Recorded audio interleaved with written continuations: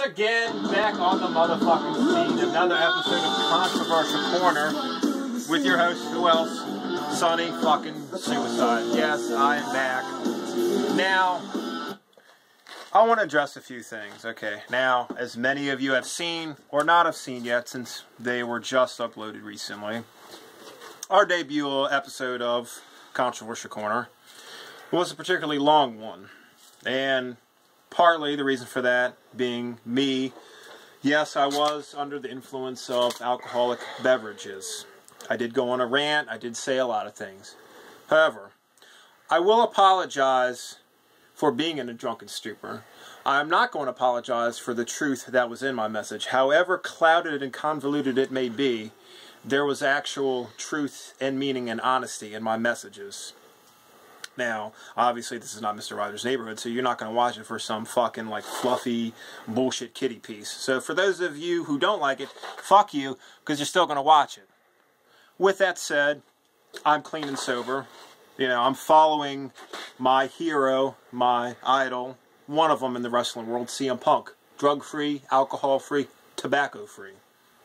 Not only by myself, of course. I can't do it alone.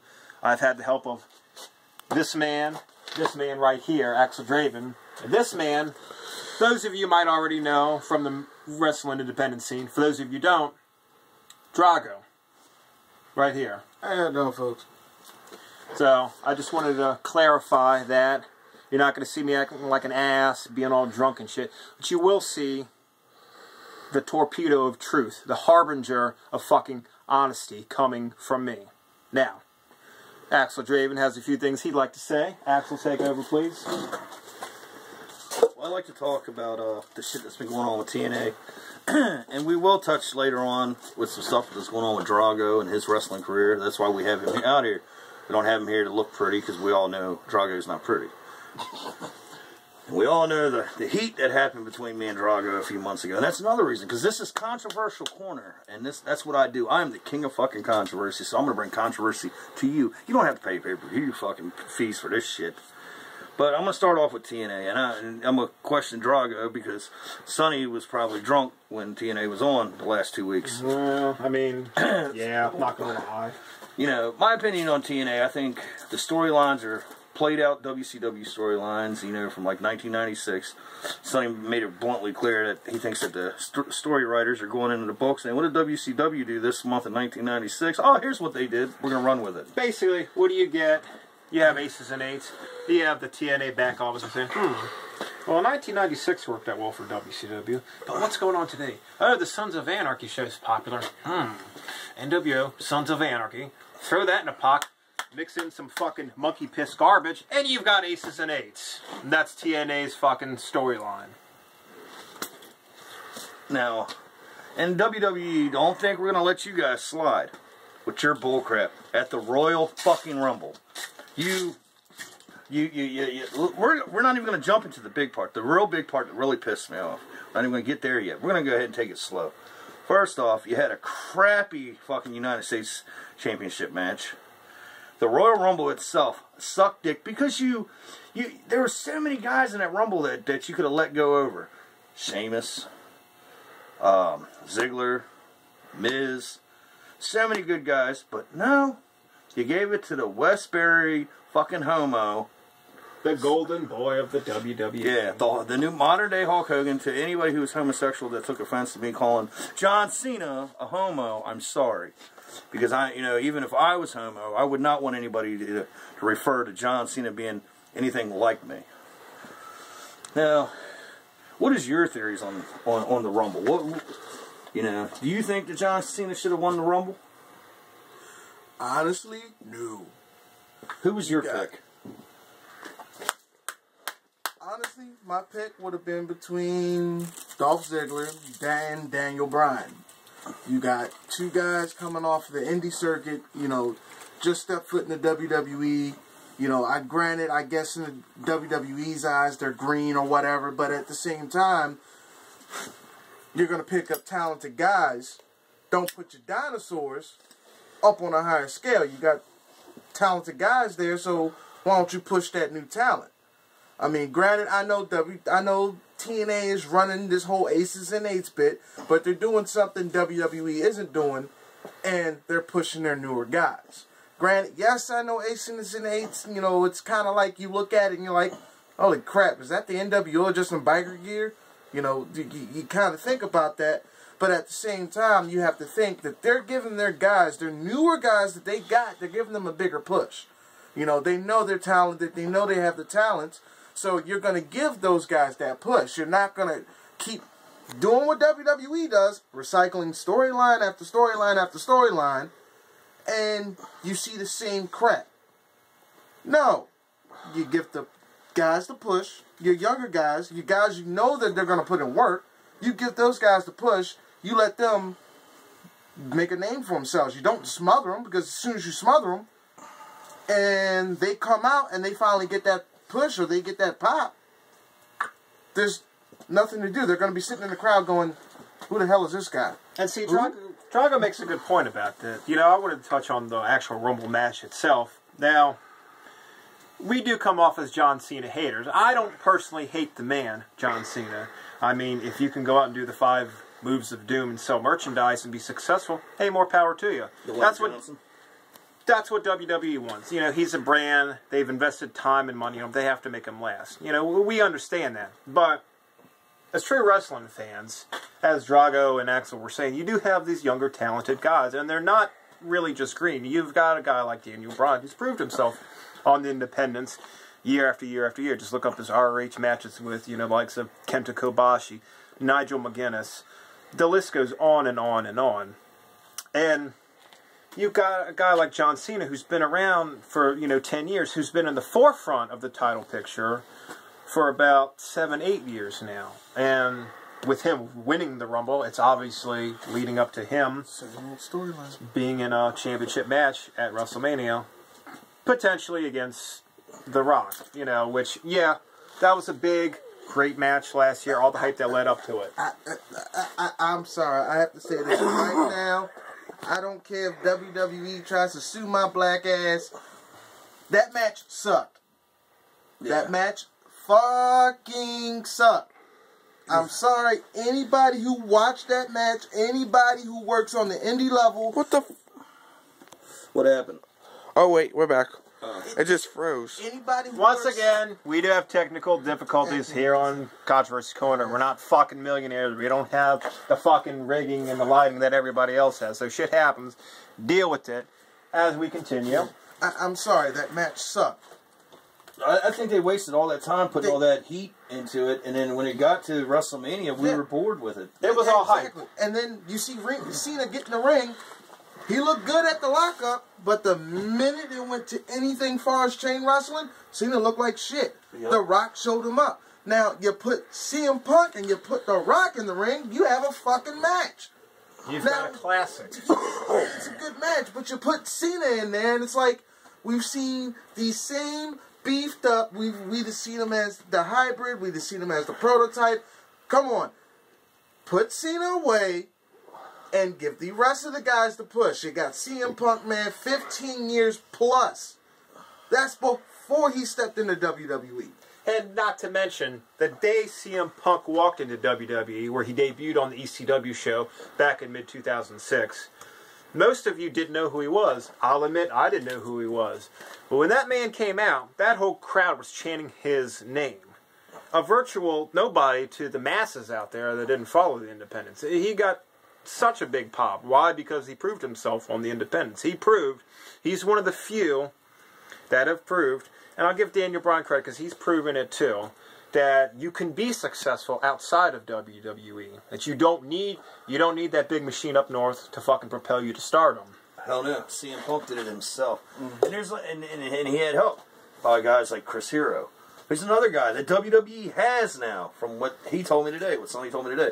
They have Chris Hero, and they're not doing shit with him. Currently known as Cassius Ohno in NXT wrestling. Mm-hmm. So yeah, you wrestling fans who are watching this, not sports entertainment fans, you wrestling fans, get on WWE.com, get on their Facebook, bitch, get on their Twitter, Tell them you want to see more of Chris Hero. You want Chris Hero on fucking Raw. You want him on SmackDown. Fuck, you can have him on main event. It doesn't matter. Hell, make him a 4th member of the Shield. Keep going.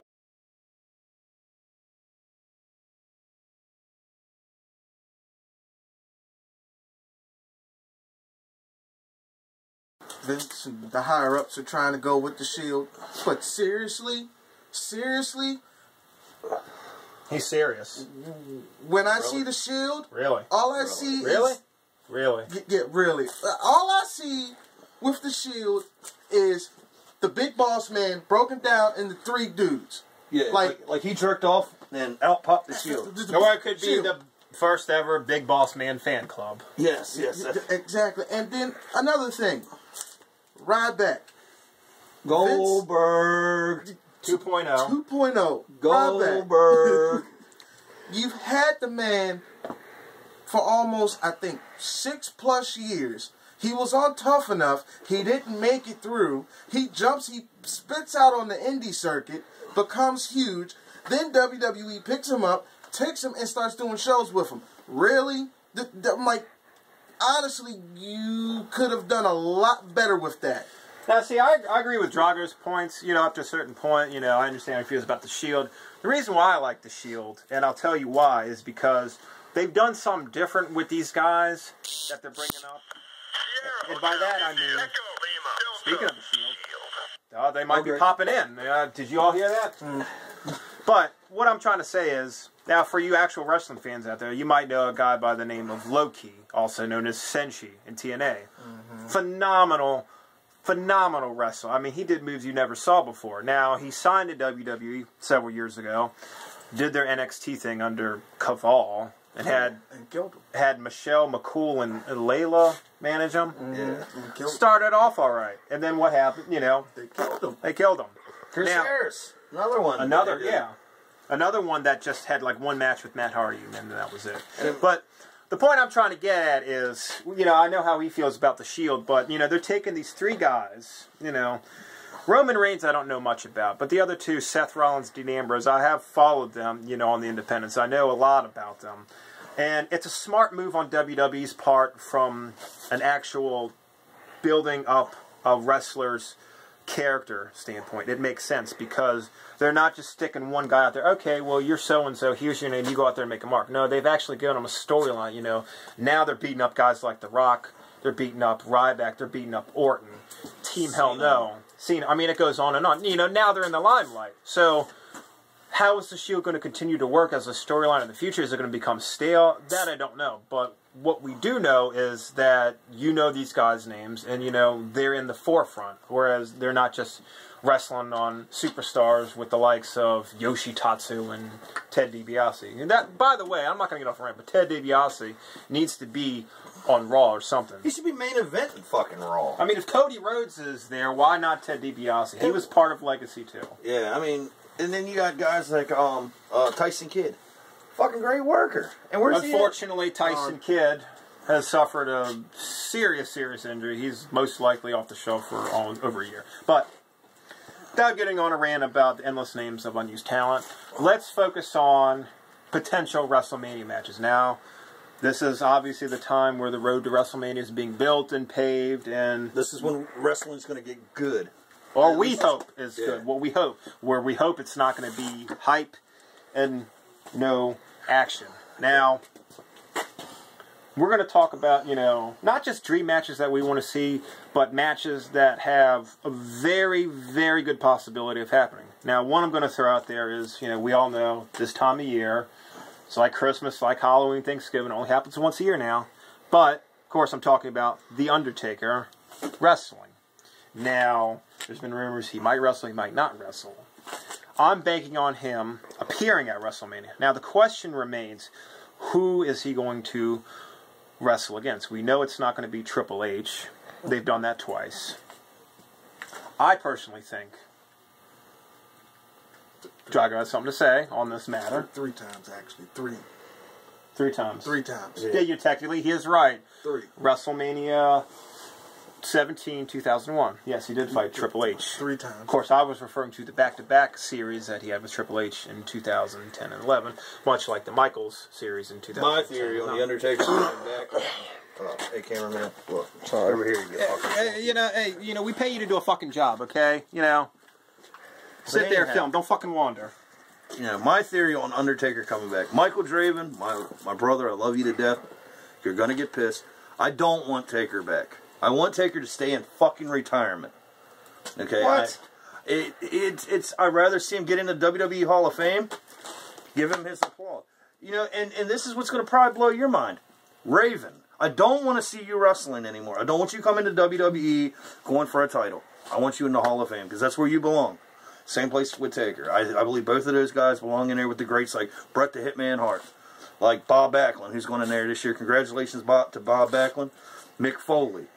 Guys like that, I'm glad they're going in the Hall of Fame. That's where they belong. Mm-hmm. Same place Taker and Raven should be at. Honestly, Raven has about as much chance of getting in the Hall of Fame at this point as Chris Benoit does. Sorry, I hate to say it. I'm a Raven fan, but it's not happening. I mean, well, although they are running low on ideas, I mean, if he were to come back for a spot or two, it could happen. Anything can happen in the wrestling world. So, yep. I mean, I gotta stop you there. I mean, Taker. Don't get me wrong, I've been a huge Taker fan, but Taker does need to sit back and take a chill pill. Now, honestly, before we start going off on that, we're talking about potential WrestleMania matches. Now, given his age and longevity, the man, much like Shawn Michaels, puts on a great WrestleMania match. Now, in my opinion, what I think would be a great match, and I'm sure in all your minds would be a great match, Lesnar-Undertaker. Again? Now, you can't tell me. Yes, again. Again? Why? Now, if you remember, again... Now, if you want to put Lesnar with anybody, let's have Lesnar versus Punk. Okay? Where Another great potential WrestleMania match. That would... I don't care. You could put fucking Hulk Hogan versus Sting on that same card with John Cena and The Rock. CM Punk and Brock Lesnar would fucking outwork everybody on that fucking card. Even if you had Hogan and Sting. And even if you had John Cena